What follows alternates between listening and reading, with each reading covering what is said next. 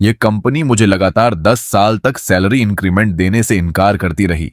इस साल तो हद ही हो गई। उन्होंने सभी एम्प्लॉयज को इंक्रीमेंट दिया, सिवाय मेरे, जैसे मुझे जानबूझकर साइड कर दिया गया हो। गुस्से में मैं बिना नॉक किए सीधे बॉस के ऑफिस का दरवाजा खोलकर अंदर घुस गया। मैंने उससे पूछा कि इतने सालों में उसने मुझे कभी इंक्रीमेंट क्यों नहीं दिया, लेकिन बॉस ने तो सिर उठाकर देखना भी जरूरी नहीं समझा। परचेसिंग डायरेक्टर का पोस्ट, कोई भी इसके लिए तरसता है, तुम्हारी हिम्मत कैसे हुई इंक्रीमेंट मांगने की? ये सुनते ही मैंने उसके डेस्क पर जोर से हाथ मारा। जिसे चाहिए वो ले ले, इतना कहकर मैं मुड़ गया। लेकिन अपनी सीट तक पहुंचने से पहले ही मैंने देखा कि एडमिनिस्ट्रेटिव डिपार्टमेंट का झनंग मुझसे टकराया और सीधा बॉस के ऑफिस में घुस गया। सिर्फ 1 घंटे बाद एचआर ने एक ग्रुप ईमेल भेजा। रिस्क कंट्रोल के लिए परचेजिंग डायरेक्टर का टेन्योर 5 साल से ज्यादा नहीं होगा। आज से परचेसिंग डिपार्टमेंट के शिन्युआन और एडमिनिस्ट्रेटिव डिपार्टमेंट के जनांग अपने अपने पोस्ट एक्सचेंज करेंगे। तभी जनांग मेरे पास आया। शिन्युआन, बॉस ने हमें हैंड ओवर करने को कहा है, बताओ कब कन्वीनियंट रहेगा?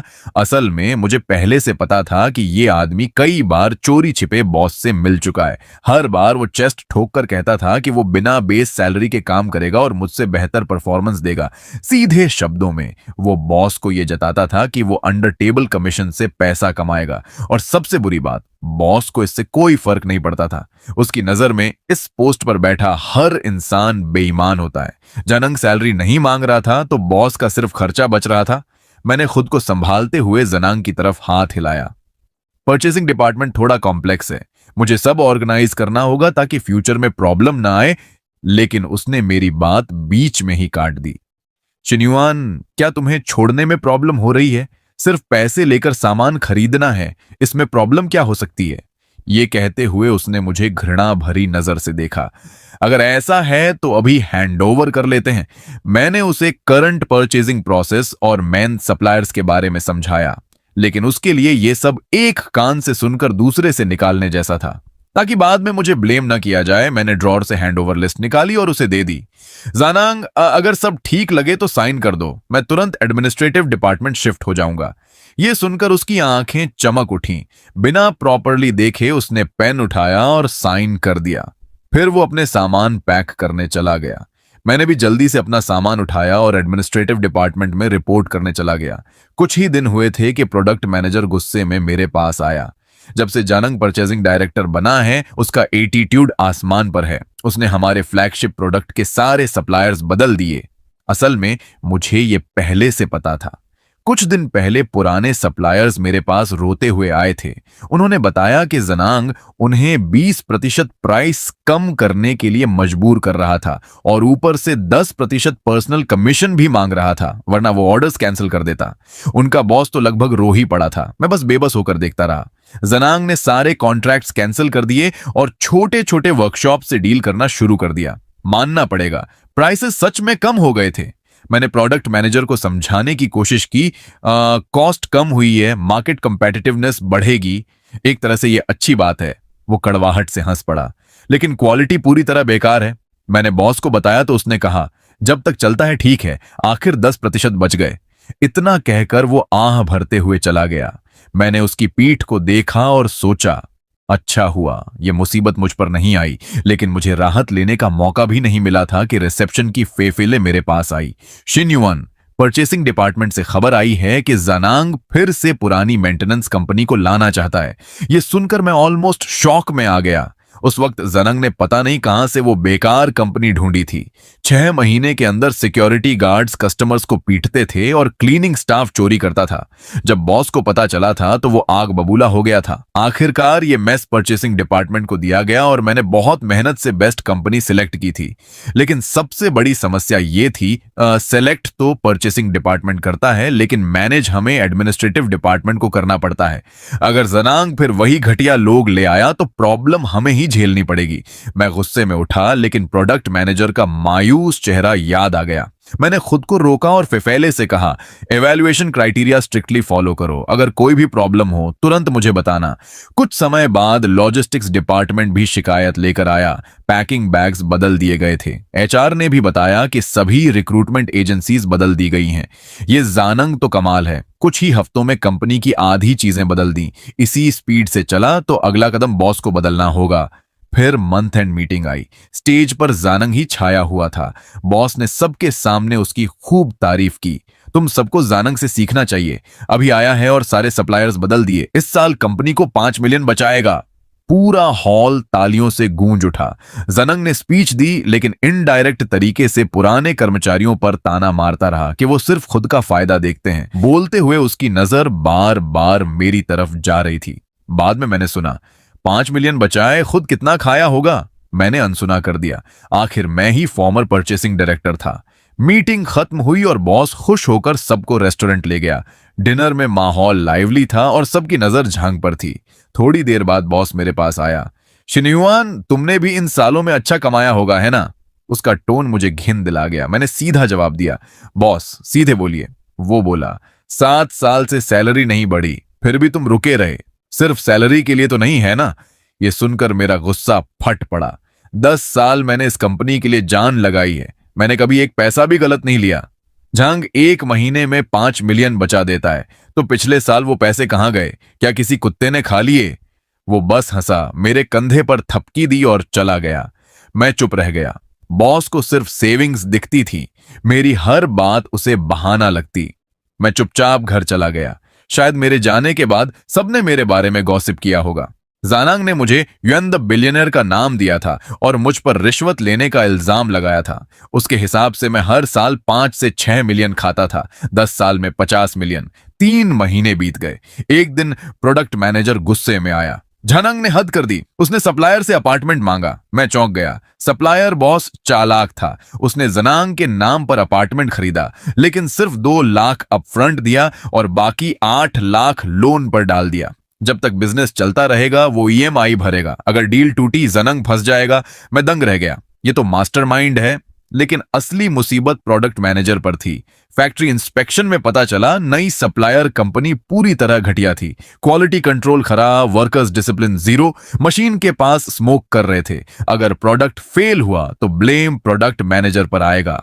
उसका चेहरा डर से भरा हुआ था। अब मुझे भी डर लगने लगा, कहीं ये आग मुझ तक भी ना पहुंच जाए। आज सप्लायर घर देता है, कल कोई कार देगा, फिर कोई और कुछ। एट जानंग, वो इस सब में डूबता ही जा रहा था। वह सच में बहुत स्वीट थी। मेरे बगल में बैठा तथाकथित युएन द बिलियनर वाकई जानता था कि हालात को कैसे संभालना है। और मैं सोच रहा था कि सबसे पहले प्रोडक्ट मैनेजर फंसेगा, लेकिन किसे पता था कि सबसे पहले एचआर डायरेक्टर की बारी आएगी।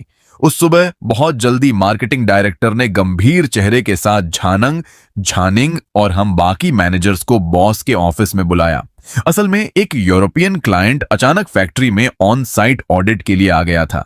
जो स्टाफिंग एजेंसी जानंग लेकर आया था वह एक नकली प्रोफेशनल स्कूल के डायरेक्टर के साथ मिली हुई थी। वे स्टूडेंट से सस्ता काम करवाते थे और उसे इंटर्नशिप कहते थे। सबसे शर्मनाक बात यह थी कि उन स्टूडेंट्स को उल्टा 200 युएन इंटर्नशिप फी भी देना पड़ता था। और ठीक उसी दिन क्लाइंट इंस्पेक्शन के लिए आ गया और सीधे उन्हीं पर जा पहुंचा। ऑडिटर को तुरंत शक हुआ कि फैक्ट्री में इल्लीगल चाइल्ड लेबर हो रहा है। उसने कुछ वर्कर्स को रैंडमली पूछताछ के लिए चुना। पता चला कि उन वोकेशनल स्टूडेंट्स में कुछ की उम्र 16 साल भी नहीं थी, और उससे भी बुरा, उन्हें सैलरी भी नहीं मिल रही थी। यह सुनते ही ऑडिटर गुस्से से पागल हो गया। उसी शाम यूरोप से एक वार्निंग ईमेल आया। उसमें साफ लिखा था, total suspension of cooperation. Sales director को तुरंत एक्सप्लेनेशन देने के लिए कहा गया। चाइल्ड लेबर और एक्सप्लॉयटेशन, हमने इंटरनेशनल ट्रेड की रेड लाइन पार कर दी थी। ऊपर से इसे कून ऑपरेशन सस्पेंशन कहा गया, लेकिन असल में यह सीधा बॉयकॉट था। जाने से पहले ऑडिटर ने धमकी दी कि वह अपनी रिपोर्ट लोकल गवर्नमेंट और यूरोप के कंपेटिटर्स को भी भेजेगा। सेल्स डायरेक्टर गुस्से से कांप रहा था। यह हमारा सबसे बड़ा क्लाइंट है, एक्सपोर्ट ऑर्डर्स का 30% इसी से आता है। चेहरा काला पड़ चुका था। उसने जनांग और जानजिंग पर चिल्लाते हुए कहा, मैं कल सुबह यूरोप जा रहा हूं, खुद जाकर माफी मांगने, और तुम दोनों अभी बताओ कि यह सब कैसे हुआ। जानंग तुरंत बचने की कोशिश करने लगा। मिस्टर वू, एम्प्लॉयज की क्वालिफिकेशन और पेमेंट एचआर का काम है, मुझे कैसे पता होगा? जानजिंग ने तुरंत जवाब दिया। झांग, ये क्या बकवास है? हम हर महीने एजेंसी को पेमेंट करते हैं। इंटर्नस की वेरिफिकेशन के लिए मैंने तुम्हें कई बार फॉलो अप किया था। क्या तुम ही इस केस को हैंडल नहीं कर रहे थे? जांग बोला, एम्प्लॉय वेरिफिकेशन एचआर की रिस्पॉन्सिबिलिटी है। तुमने अपना कंट्रोल ड्यूटी नहीं निभाया, यह साफ लिखा हुआ फैक्ट है। जैसे ही जंजिंग जवाब देने वाली थी, बॉस ने उसे रोक दिया। गंभीर चेहरे के साथ बोला, बस मुझे तुरंत ऐसा सॉल्यूशन चाहिए जिससे क्लाइंट शांत हो जाए। सेल्स डायरेक्टर ने और दबाव डालते हुए कहा, अभी एक्शन प्लान दो, वरना सारा नुकसान तुम लोगों को भरना पड़ेगा।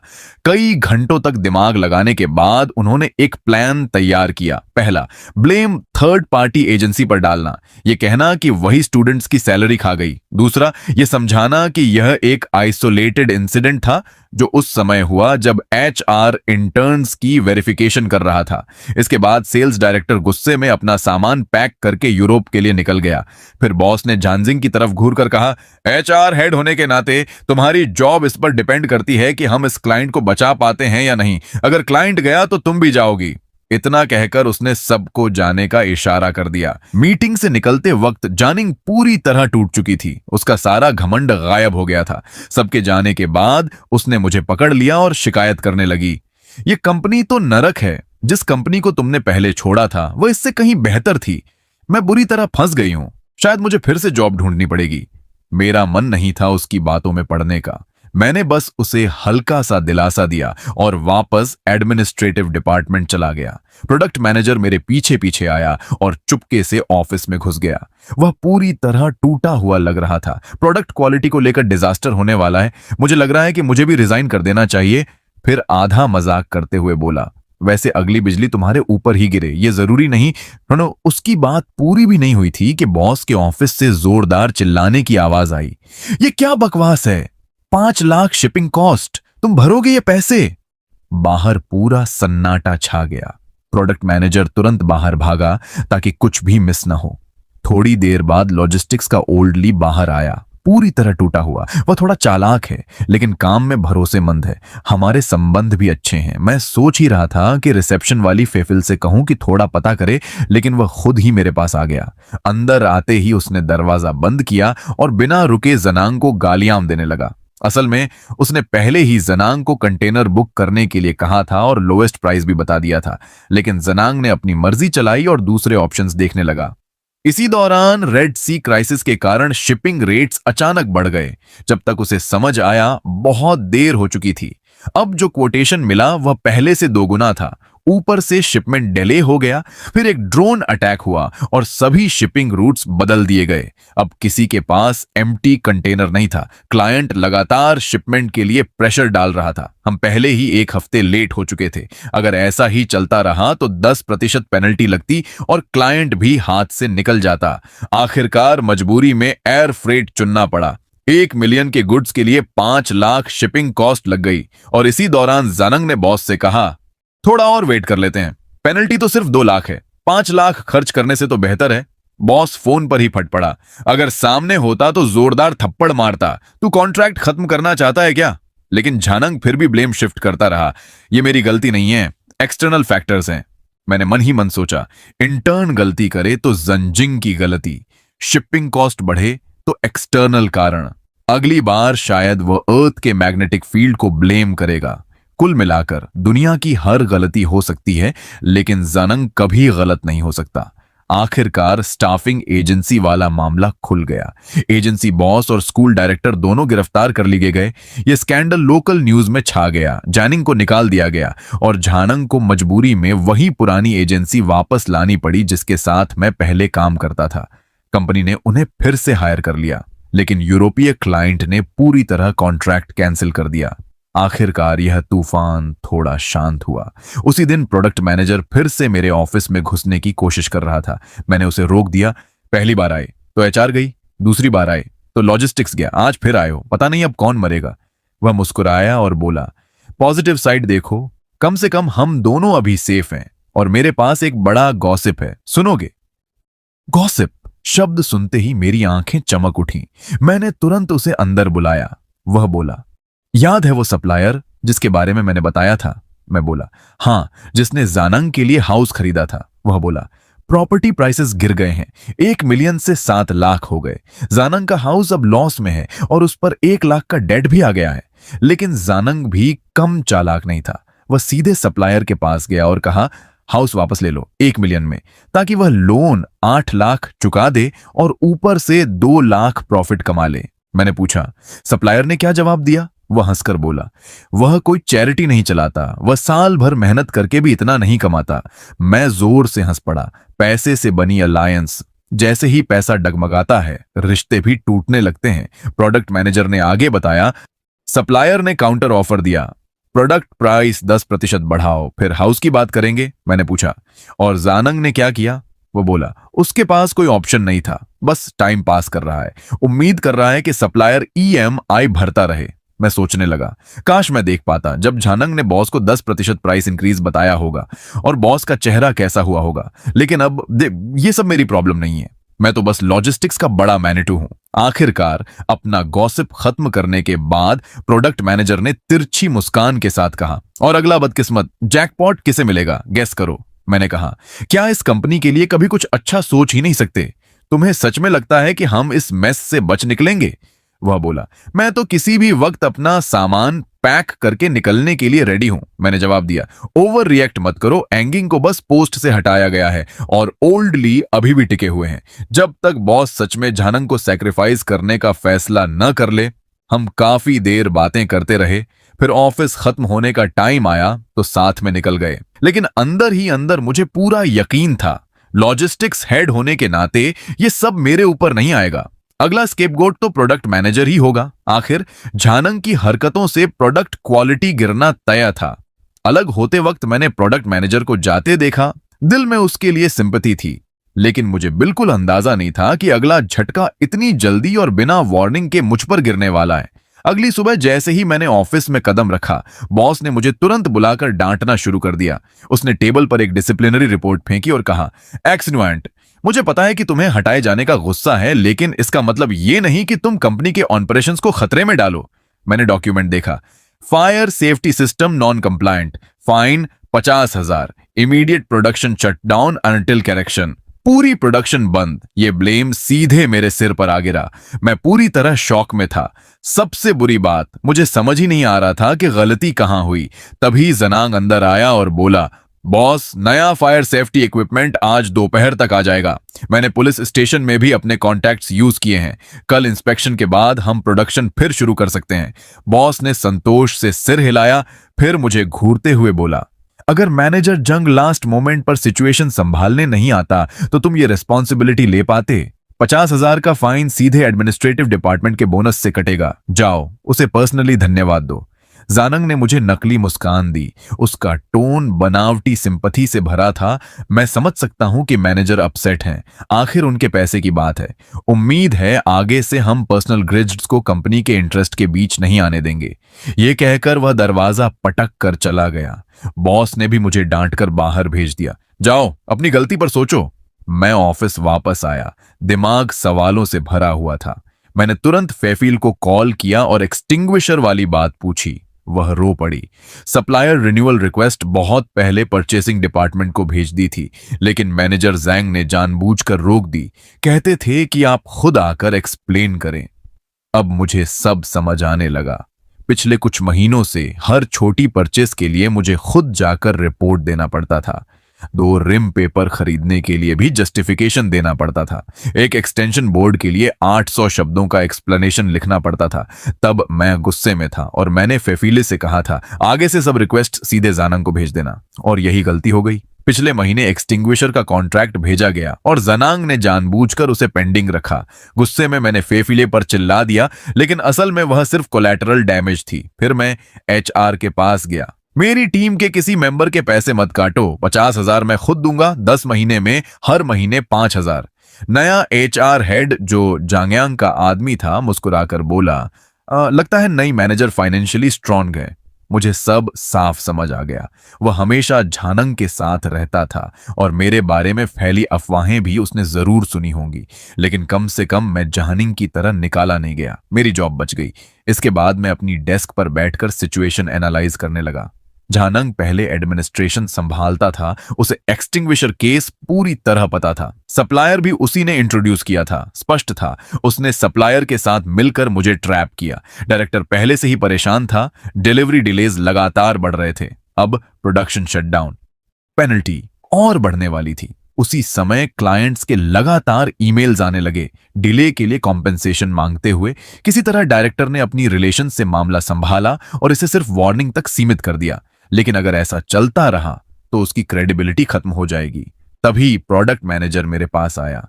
चिंता मत करो बॉस, बस लेसन देना चाहता था, तुम सेफ हो। अगर यही चलता रहा तो अगला स्केपगोट डायरेक्टर होगा। मैं चुप रह गया। मुझे लगा शायद वह भी जनांग से मिला हुआ है, लेकिन जो हुआ वह मेरी कल्पना से परे था। अगले कुछ महीने अजीब तरह से शांत रहे। जनांग जिन घटिया वर्कशॉप से सामान ला रहा था उनका चल जाना ही चमत्कार था, और फिर भी सब चलता रहा बिना किसी बड़े इशू के। मीटिंग्स में वह खड़े होकर चिल्लाता, कुछ लोग मेरे सप्लायर्स की क्वालिटी पर सवाल उठा रहे हैं, 6 महीने हो गए, कोई प्रॉब्लम नहीं। बॉस साफ तौर पर उसका सपोर्ट कर रहा था। उसकी पिछली गलतियों को कंप्लीटली इग्नोर कर दिया गया। सेल्स डायरेक्टर मिस्टर वू यूरोप से लौटकर कई बार बॉस से लड़ चुका था, जानंग को हटाने की मांग करता रहा, लेकिन बॉस 5 मिलियन सेविंग्स देखकर अड्डा हुआ था। मिस्टर वू बस प्रोडक्शन और क्यूसी पर प्रेशर डालता रहा, क्वालिटी में कोई कॉम्प्रोमाइज नहीं होना चाहिए। धीरे धीरे प्रोडक्ट मैनेजर भी कंफ्यूज हो गया। एक दिन उसने मुझसे पूछा, सच बताओ, क्या तुमने पहले सच में बहुत पैसा कमाया था? मैंने उसे घूर कर देखा। मैंने खुद सप्लायर्स की फैक्ट्रीज इंस्पेक्ट की थी। मैं इतना गिरा हुआ नहीं कि घटिया सामान इस्तेमाल करूं। असल में मैं बॉस को समझ सकता था। उसके लिए हर बचा हुआ पैसा प्योर प्रॉफिट था। 6 महीने बिना इंसिडेंट के गुजरने के बाद मेरे प्रिंसिपल्स मजाक बन गए थे। लोग सोचते थे यह आदमी कुछ नहीं जानता, बस अपनी पोस्ट से चिपका हुआ है। मैं कुछ कह भी नहीं पा रहा था। यह सब मेरे लिए अनबेयरेबल हो गया था। मैं रोज सोचता था रिजाइन कर दूं, लेकिन अगर अभी छोड़ देता तो बॉस यही सोचता कि मैं गिल्टी हूं और भाग रहा हूं। फिर भी असली वजह जिससे मैं रुका हुआ हूं वह यह है कि मैं अपनी आंखों से देखना चाहता हूं कि झांग्यांग कब जाकर पूरी तरह फटेगा। यह बात मेरे गले में अटकी हुई है जिसे मैं निगल नहीं पा रहा। हाल ही में कंपनी में काफी हलचल है। हर जगह यह रूमर फैल रहा है कि जांग को जल्द ही वाइस प्रेसिडेंट बनाया जाएगा। प्रोडक्ट मैनेजर मेरे पास आया और सब कुछ उगल दिया। अब से परचेसिंग, लॉजिस्टिक्स और प्रोडक्शन सब कुछ जांग के कंट्रोल में होगा। एक पूरी सप्लाई चेन उसी के हाथ में दी जा रही है और डायरेक्टर को मार्केटिंग और आफ्टर सेल्स में भेज दिया गया है। प्रोडक्ट मैनेजर का चेहरा ऐसा लग रहा था जैसे उसने झर निगल लिया हो। पहले झंग उसे हमेशा मजबूर करता था कि वह पर्सनली जाकर नए सप्लायर्स की घटिया मटेरियल को अप्रूव करे। जब झंग फैक्ट्रीज विजिट करता था तो पूरा लग्जरी सीन होता था, यंग मॉडल्स, प्राइवेट क्लब्स, सब कुछ। लेकिन जब वह जाता था तो बस मेहनत करनी पड़ती थी और ब्लेम भी उसी पर आता था। ये कहते कहते प्रोडक्ट मैनेजर रोने लगा। इस बार मुझे सच में जल्दी जल्दी सीवी भेजने होंगे। मैं हंसते हुए बोला, मैं भी रेडी हूं निकलने के लिए। डर किस बात का? ज्यादा से ज्यादा 5,000 पर मंथ फाइन लगेगा, जैसे मुझ पर लगता है। वह बोला, इतनी दूर बात नहीं जाएगी। ये प्रमोशन अभी भी होल्ड पर है। लगता है डायरेक्टर मानने को तैयार नहीं है और बॉस अभी भी कंफ्यूज्ड है। आखिर डायरेक्टर कंपनी का सेकंड लार्जेस्ट शेयर होल्डर है। तब मैंने प्रोडक्ट मैनेजर से एक बेट लगाई, देखते हैं यह पुराना खिलाड़ी डायरेक्टर कितने दिन तक टिकता है। यह सुनकर वह कड़वा मुस्कुराया, ज्यादा दिन नहीं टिकेगा। सप्लायर्स के सर्कल में पहले ही रूमर फैल चुका है। बॉस ने शायद चुपके से ऑलरेडी अप्रूवल दे दिया है। अब बस ऑफिशियल नॉमिनेशन लेटर की कमी है। लेटामोन, यह कहकर वह सिर हिलाता हुआ चला गया।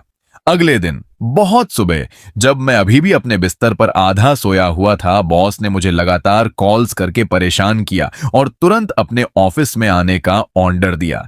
मैंने अपनी आंखें मलते हुए घड़ी देखी। सिर्फ 6:30 बजे थे।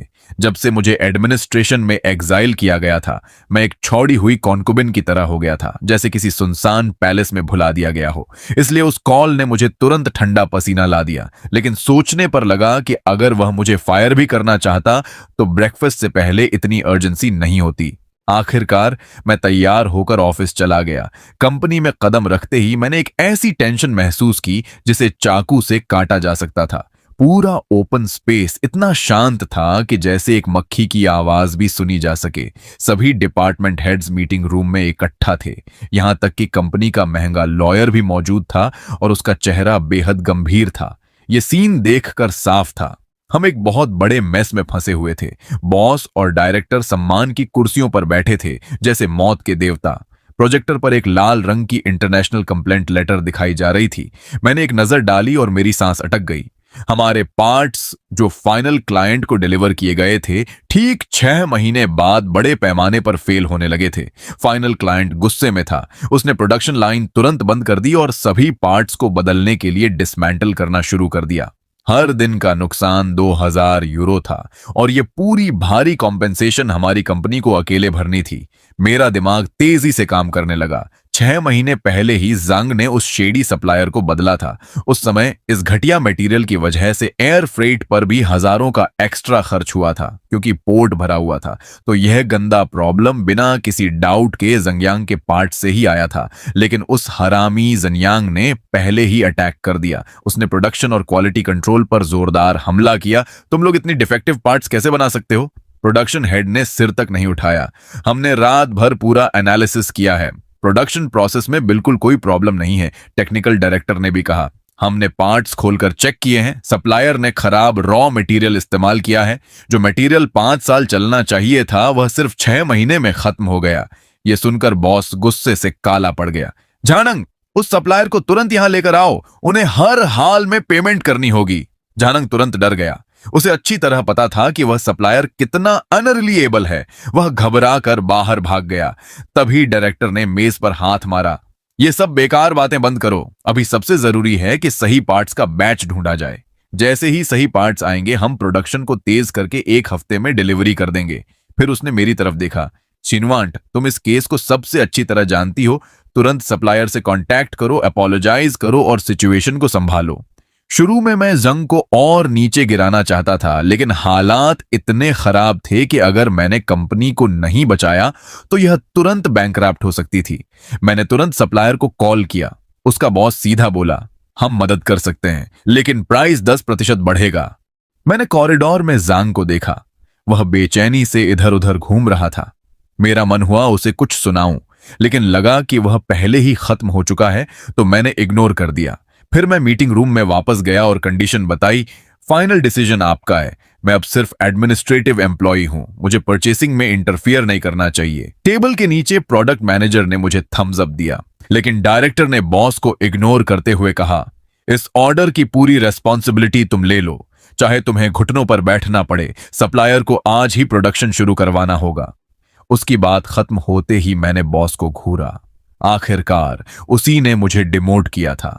मेरी नजर के दबाव में उसका चेहरा लाल से हरा हो गया। लंबी चुप्पी के बाद उसने कहा, इक्जिन जैसा कहे वैसा करो। मैंने ठीक है कहा और बाहर निकल गया। इसके बाद मैंने बिना रुके काम किया, ऑर्डर आगे बढ़ाया और प्रोडक्शन तेज करवाया। उधर मीटिंग रूम में कैओस था। प्रोडक्ट मैनेजर भागता हुआ आया और सीन बताया। सप्लायर का बॉस आया और मेज पर मुक्का मारते हुए बोला, क्वालिटी परफेक्ट है, जितना पैसा देते हो उतना ही माल मिलता है। लॉयर ने कॉन्ट्रैक्ट दिखाकर डराने की कोशिश की, लेकिन सप्लायर का बॉस पूरी तरह गैंगस्टर की तरह बिहेव कर रहा था। वर्स्ट केस, मैं कल अपनी शेल कंपनी बंद कर दूंगा। सब लोग हैरान रह गए। बॉस का ब्लड प्रेशर बढ़ गया। वह बेहोश होते होते बचा।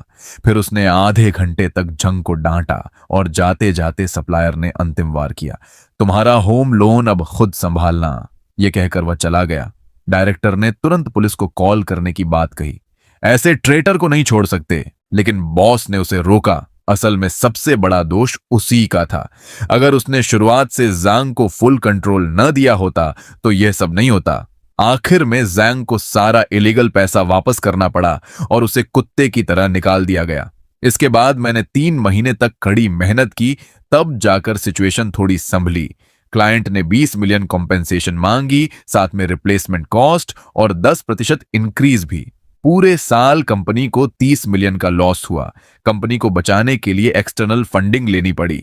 एक दिन प्रोडक्ट मैनेजर आया, वाइस प्रेसिडेंट जिगवान, आपने आखिर टनल का एंड देख लिया। फिर बोला, यह प्रमोशन डायरेक्टर की वजह से है। मैंने कहा, प्रमोशन तो प्रमोशन होती है बस। इसके बाद सबको कहा गया, अब से वाइस प्रेसिडेंट शिनाइवान पर डिपेंड करना होगा। मैंने कैजुअली पूछा, जानियांग का क्या हुआ? वह हंसते हुए बोला, वह पूरी तरह खत्म हो गया। अब कोई कंपनी उसे हायर नहीं करेगी। सुना है वह दूसरी सिटी में छोटे जॉब्स कर रहा है। कम से कम उसे फ्री अपार्टमेंट मिला था। प्रोडक्ट मैनेजर ने अजीब चेहरा बनाया, तुम्हें पता नहीं, वह अपार्टमेंट एक अबैंडन्ड प्रोजेक्ट है। इस इंसिडेंट के बाद नए प्रॉब्लम्स भी आए।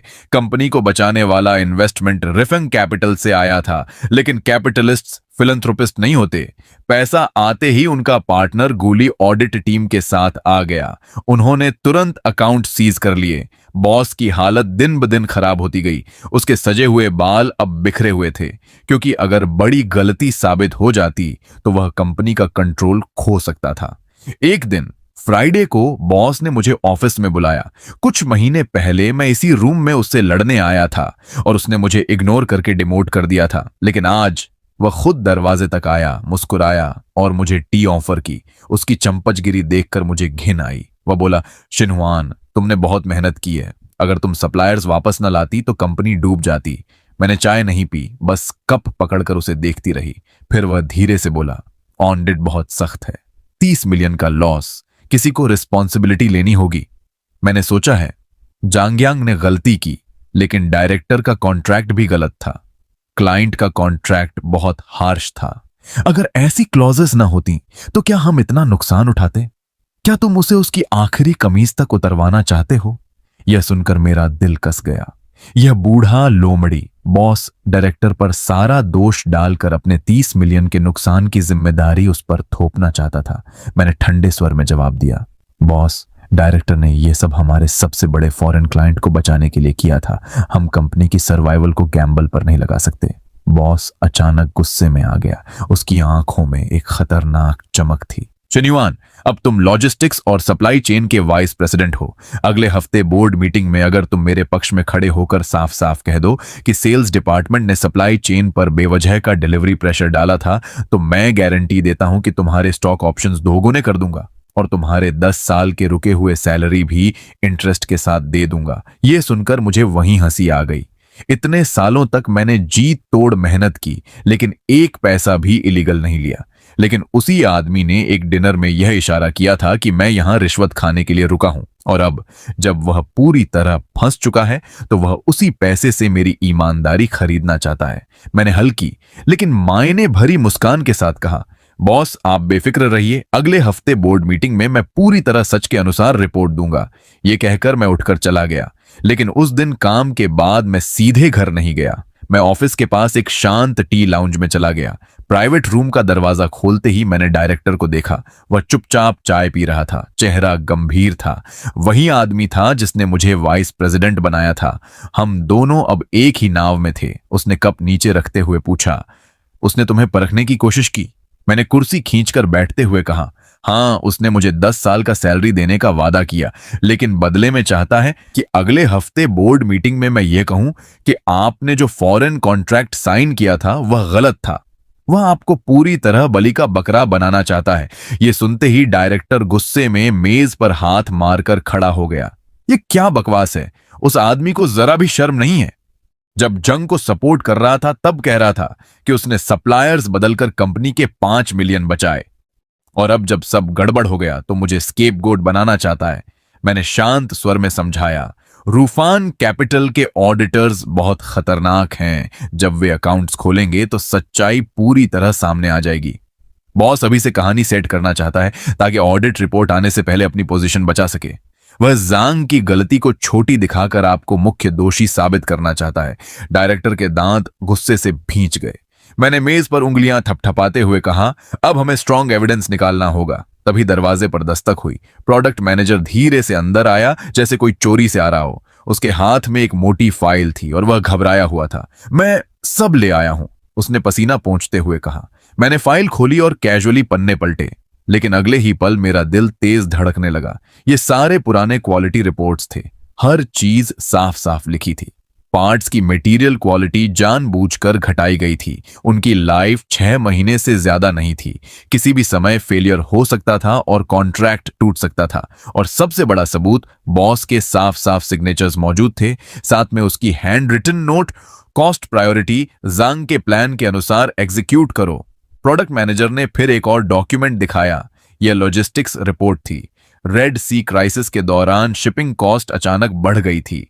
जांग ने लॉजिस्टिक्स हेड ली पर दबाव डाला। वह कई दिनों तक कंटेनर बुक नहीं कर पाया। आखिर में उसे एयर फ्रेट लेना पड़ा, जिससे कॉस्ट 1 लाख से बढ़कर 5 लाख हो गई। उस अप्रूवल डॉक्यूमेंट पर भी बॉस के साफ सिग्नेचर्स थे। यह सब क्लियर प्रूफ था। बॉस हर चीज जानता था और हर गलत फैसले में शामिल था। डायरेक्टर ने खुशी में प्रोडक्ट मैनेजर की पीठ थपथपाई। तुमने ये कॉपीज छुपा कर रखी? प्रोडक्ट मैनेजर ने कड़वी मुस्कान के साथ कहा। वाइस प्रेसिडेंट शिन्युअन ने मुझे सिखाया था। जब वह एडमिनिस्ट्रेशन में ट्रांसफर हुई थी तब उसे डर था कि बाद में ब्लेम उस पर आ सकता है, इसलिए उसने पहले ही सब डॉक्यूमेंट्स की कॉपीज रख ली थी। मैंने भी वही किया, क्योंकि मुझे पता था अगर कुछ गलत हुआ तो सबसे पहले मुझे ही बलि का बकरा बनाया जाएगा। मैंने सारे डॉक्यूमेंट्स केयरफुली समेटे और कहा, इस बार बोर्ड मीटिंग में हम उसे पूरी तरह एक्सपोज करेंगे। सोमवार सुबह 10 बजे कंपनी का मीटिंग रूम माहौल ऐसा था जैसे बारूद का ढेर फटने वाला हो। रूफान कैपिटल का प्रतिनिधि गुलिन सामने बैठा था, चेहरा बिल्कुल सख्त। बॉस उसके बगल में बैठा था, शांत दिखने की कोशिश कर रहा था, लेकिन उसके माथे का पसीना उसकी घबराहट बता रहा था। डायरेक्टर दूसरी तरफ बैठा था, जैसे कुछ हुआ ही नहीं। मैं उसके पास बैठा था, उंगलियों से मेज थपथपा रहा था। तभी गुलिन ने सन्नाटा तोड़ा। ऑडिट टीम की प्रिलिमिनरी इन्वेस्टिगेशन पूरी हो चुकी है। सिर्फ 6 महीनों में कई क्वालिटी फेलियर्स हुए हैं, जिससे हमें 20 मिलियन की क्लेम्स मिली हैं। अगर इमरजेंसी रिपेयर्स भी जोड़ें तो कुल नुकसान 30 मिलियन हो चुका है। मैं मैनेजमेंट से एक्सप्लेनेशन चाहता हूं। बॉस ने गला साफ किया और तुरंत बोलना शुरू किया। डायरेक्टर गो, यह क्राइसिस हमारे लिए एक कड़वा सबक है। इसकी पूरी जिम्मेदारी जंग पर है।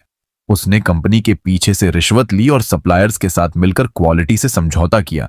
जैसे ही हमें पता चला, हमने उससे सारा पैसा वापस लिया और उसे तुरंत निकाल दिया। फिर उसने रुककर झरभरी नजर से डायरेक्टर की तरफ देखा, लेकिन दूसरी तरफ हमारे सेल्स डिपार्टमेंट का रिस्क कंट्रोल बहुत खराब था। डायरेक्टर सेल्स का हेड है।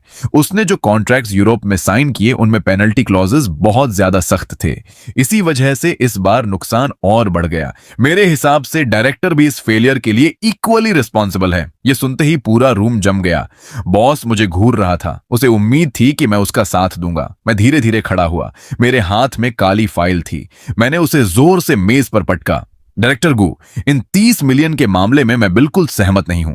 फिर मैंने ऊंची आवाज में कहा, जंग की लालच और उसकी इनकॉम्पिटेंस सिर्फ बहाना है। असल वजह है मैनेजमेंट के अंदर की करप्शन और बेशर्मी भरी लालच, जिसने कंपनी को अंदर से खोखला कर दिया है। यह सुनते ही बॉस का चेहरा सफेद पड़ गया। वह मेज पर हाथ मारकर चिल्लाया, तुम पागल हो गई हो क्या? यहां खड़ी होकर क्या बकवास कर रही हो? मैंने और जोर से कहा, मुझे वाइस प्रेसिडेंट सिग्नुअन कहो। मैं अब वो एम्प्लॉय नहीं हूं जिसे तुम उंगली दिखाकर इंसल्ट करते थे। मैं वो बेवकूफ नहीं हूं जो अपनी छोटी सैलरी के लिए सब कुछ सह ले। गुलिन दिलचस्पी से पीछे झुक गया। वाइस प्रेसिडेंट सिग्नुअन, कृपया जारी रखें। हमें सिर्फ सच्चाई चाहिए। मैंने तुरंत अपनी फाइल खोली, पहला डॉक्यूमेंट निकालकर उसके सामने रख दिया। डायरेक्टर गु, ध्यान से देखिए। यह 6 महीने पहले का क्वालिटी वार्निंग रिपोर्ट है। इसमें साफ लिखा है कि पार्ट्स हाई रिस्क हैं और कभी भी फेल हो सकते हैं। लेकिन हमारे महान बॉस ने क्या फैसला लिया? कॉस्ट प्रायोरिटी, जंग के प्लान के अनुसार काम करो। उसे पूरी तरह पता था कि क्वालिटी खराब है, फिर भी उसने अप्रूव किया। गुलिन ने बॉस के सिग्नेचर देखे, उसकी भौहें सिकुड़ गईं। बॉस डर के मारे हकलाने लगा। मैं कॉस्ट कम करना चाहता था, एफिशिएंसी बढ़ाना चाहता था। तभी डायरेक्टर हंस पड़ा। तुम्हें पता नहीं था? और उसने भी एक के बाद एक कई डॉक्यूमेंट सामने फेंक दिए। मैंने मई महीने की फोटोकॉपीज मेज पर फैला दी। जानंग ने एक इलीगल एजेंसी के जरिए वर्कर्स को ब्लैक में हायर किया और उन्हें पे तक नहीं किया। इसी वजह से यूरोप हेडक्वार्टर्स ने हमें सीधे ईमेल करके ब्लैकलिस्ट कर दिया। जब यह मामला फूटा तब किसने मीटिंग रूम में इसे दबा दिया? किसने जंग को एक शब्द तक नहीं कहा और उल्टा एचआर डिपार्टमेंट के जैंगिंग को स्केपगोट बना दिया। इसके बाद मैंने एयर फ्रेट की महंगी इनवॉइस भी सामने रख दी। और याद है वो समय जब सी फ्रेट वेयरहाउस पूरी तरह भर गया था? यह सब इसलिए हुआ क्योंकि जांगयांग कुछ सेंट बचाने के लिए प्राइस कंपेयर करने पर अड्डा हुआ था। आखिर में हमें एयर फ्रेट लेना पड़ा, जिससे खर्च 1 लाख से सीधे 5 लाख तक पहुंच गया। यह आदमी सिर्फ रिश्वत के बारे में सोचता था, बाकी किसी चीज की परवाह नहीं करता था। और बॉस ने मैनेजमेंट मीटिंग में उसकी तारीफ की, यहां तक कि सब डायरेक्टर्स से कहा कि उसे सीखो। मैंने बॉस की तरफ सीधी नजर डालकर कहा, लेकिन सच यह है कि तुम्हें कभी भी कंप्लायंस या क्वालिटी की परवाह नहीं रही। यह 30 मिलियन का नुकसान पूरी तरह तुम्हारी वजह से हुआ है। सिर्फ 5 मिलियन बचाने के लालच में, अपनी अंधी ग्रीड के कारण तुमने यह सब किया। तुम ही इस कंपनी के असली गुनहगार हो। तुमने ही इसे बर्बादी के कगार पर पहुंचा दिया। मेरे ये शब्द खत्म होते ही पूरे मीटिंग रूम में मौत जैसा सन्नाटा छा गया। सिर्फ बॉस की भारी सांसों की आवाज गूंज रही थी। वह ऐसे लग रहा था जैसे पानी से बाहर तड़पती हुई मछली हो। वह बोलना चाहता था, लेकिन इतने पुख्ता सबूतों के सामने उसके मुंह से एक शब्द भी नहीं निकल रहा था। गुलिन ने सारे डॉक्यूमेंट्स ध्यान से देखे, फिर उन्हें जोर से मेज पर पटक दिया और बॉस की तरफ उंगली दिखाकर चिल्लाया, शानदार, बिल्कुल शानदार। एक लीडर के रूप में आपके हर फैसले ने कंपनी की कंप्लायंस को कुचला है और रुई फैन के लिए मौत का फरमान लिख दिया है। हमने एक स्टेबल बिजनेस मॉडल और मैनेजमेंट टीम में इन्वेस्ट किया था, लेकिन आपके पास न तो सही विजन है और न ही आपने अपनी गंभीर गलतियों को स्वीकार किया, बल्कि इन्वेस्टिगेशन के दौरान उन्हें छुपाने की कोशिश की। यह सुनते ही बॉस पूरी तरह टूट गया। वह गुलिन के पास भागा और उसका हाथ पकड़ने लगा। मिस्टर गू, मेरी बात सुनिए, मैं सब ठीक कर सकता हूं। गुलिन ने उसे झटकते हुए कहा, अब कुछ नहीं हो सकता। पीछे खड़े लॉयर ने तुरंत एक मोटी फाइल निकाल ली। एग्रीमेंट के अनुसार हम अपना वीटो राइट इस्तेमाल कर रहे हैं और मिसमैनेजमेंट क्लॉज लागू कर रहे हैं। रूफान कैपिटल तुरंत बोर्ड रिस्ट्रक्चरिंग की मांग करता है। लॉयर ने कई कानूनी क्लॉजेस पढ़े। सार सिर्फ इतना था, बॉस को अपनी ज्यादातर शेयर्स छोड़ने होंगे ताकि नुकसान की भरपाई हो सके और उसे तुरंत मैनेजमेंट पावर से हटा दिया जाएगा। उसके पास सिर्फ नाम भर का ऑनररी पोजीशन बचेगा, बिना वोटिंग राइट्स के, यानी एक डमी प्रेसिडेंट। बॉस की आंखें फट गईं। तुम लोग पागल हो क्या? ये कंपनी मैंने अपने हाथों से बनाई है। लॉयर ने ठंडे स्वर में कहा, अगर आपने साइन नहीं किया तो रूफान तुरंत अपना इन्वेस्टमेंट वापस ले लेगा और हम कोर्ट में लिक्विडेशन की प्रक्रिया शुरू करेंगे। उस हालत में आप पर्सनली जिम्मेदार ठहराए जाएंगे और आप पर करोड़ों का कर्ज चढ़ जाएगा। गुलिन ने उसे ऐसे देखा जैसे वह कोई बेकार चीज हो। पैसा बचाओ या सब खो दो, चॉइस तुम्हारी है। बॉस कुर्सी पर ढह गया, जैसे उसकी सारी ताकत खत्म हो गई हो। एक ही पल में वह बूढ़ा लगने लगा। उसने मेरी और डायरेक्टर की तरफ देखा। उसकी आंखों में गुस्सा भी था, पछतावा भी और गहरी बेबसी भी। काश उसने हमारी बातों का थोड़ा भी ध्यान रखा होता। काश उसने जंग को वापस न बुलाया होता। काश उसने 10 साल तक सैलरी में कंजूसी न की होती। लेकिन बिजनेस की दुनिया में काश की कोई जगह नहीं होती। आखिरकार लॉयर और गुलिन की दबाव भरी नजरों के सामने बॉस ने कांपते हाथों से अग्रीमेंट पर साइन कर दिया। पेन की नोक जब कागज पर चली, उसकी आवाज ने मुझे अंदर तक संतुष्टि दे दी। गुलिन ने फाइल बंद की और हल्की मुस्कान के साथ कहा, आगे के ट्रांजिशन के लिए हमें आप दोनों पर भरोसा है, मिस्टर वू और वाइस प्रेसिडेंट जिग्नुआन। मैंने सिर झुकाकर कहा, मिस्टर गू, मैं सिर्फ अपना काम कर रही हूं। अगले 1 महीने में कंपनी में बड़ा बदलाव आया। पुराना बॉस पूरी तरह गायब हो गया। डायरेक्टर आधिकारिक तौर पर सीईओ बन गया और मैं वाइस प्रेसिडेंट के तौर पर पूरी तरह स्थापित हो गई। अब परचेसिंग, लॉजिस्टिक्स, प्रोडक्शन और एडमिनिस्ट्रेशन सब मेरे कंट्रोल में थे। जिस पोजीशन के लिए जंग तरस रहा था वह अब पूरी तरह मेरे हाथ में थी। उस दोपहर वाइस प्रेसिडेंट के बड़े ऑफिस में धूप फैली हुई थी। मैं खिड़की के पास खड़ी नीचे चलती गाड़ियों को देख रही थी जो चींटियों की तरह लग रही थी। तभी दरवाजा खटखटाया गया। प्रोडक्ट मैनेजर अंदर आया, हाथ में 2 कॉफी कप्स लिए हुए। मैंने हल्के मुस्कान के साथ कहा, सीधे बोलो, क्या बात है? वह थोड़ा हंसते हुए बोला, मैं रिपोर्ट देने आया हूं। मैंने पुराने सप्लायर्स की फैक्ट्रीज पूरी तरह रीचेक की हैं। प्राइसेस नॉर्मल कर दिए गए हैं। क्वालिटी पास रेट अब 99.9% तक पहुंच गया है। यूरोपीय क्लाइंट्स के कॉन्ट्रैक्ट्स भी सिक्योर हो गए हैं। इस साल हम जोरदार कमबैक करेंगे। मैंने कॉफी की चुस्की लेते हुए कहा, इस बार अच्छा काम किया है, लेकिन अगर फिर से ऐसे निकम्मे सप्लायर्स मिले तो मुझे आज भी नाइटमेयर्स आते हैं। फिर मैंने कैजुअली पूछा, जंगयांग का क्या हुआ? वह मुस्कुराया। वह पूरी तरह खत्म हो गया। जिस बिल्डिंग में उसने रिश्वत का पैसा लगाया था वह प्रोजेक्ट फेल हो गया। बैंक ने उसका फ्लैट सीज कर लिया और उसे ब्लैकलिस्ट भी कर दिया गया। अब कोई कंपनी उसे जॉब देने को तैयार नहीं है। वह पूरी तरह बर्बाद हो चुका है। मैंने मुड़कर अपने डेस्क पर रखी प्रमोशन लिस्ट देखी। सबसे ऊपर मेरा नाम लिखा था, शिनायुआन। 10 साल की मेहनत और फ्रस्ट्रेशन के बाद आखिरकार मुझे मेरा हक मिल गया था। अब इस कंपनी की बागडोर मेरे हाथ में थी। रूफिंग इन्वेस्टमेंट ने प्रॉमिस किया था, अगर इस साल टारगेट्स पूरे हुए तो मैनेजमेंट टीम को 10% स्टॉक ऑप्शंस मिलेंगे। और जिस रफ्तार से ऑर्डर्स बढ़ रहे हैं, 3 साल के अंदर कंपनी आईपीओ तक पहुंच सकती है। और उस दिन मैं अपने शेयर्स बेचकर लगभग 50 मिलियन कमा सकती हूं।